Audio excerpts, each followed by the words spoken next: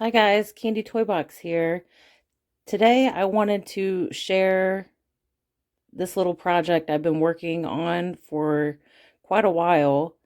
I finally got all the things that I needed to finish it, and I wanted to add this to my Candy Evolution playlist. I thought it would be fitting, so if anyone finds any of those old school story rave videos, they would be interested in this, so I wanted to share it.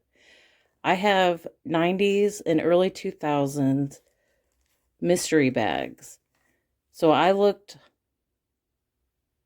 high and low for some of these treasures that are in here. And I wanted to share some of these old school photos with you too. That one's me, my husband, and Pink. This is a crowd shot, and my friend Yum Yum.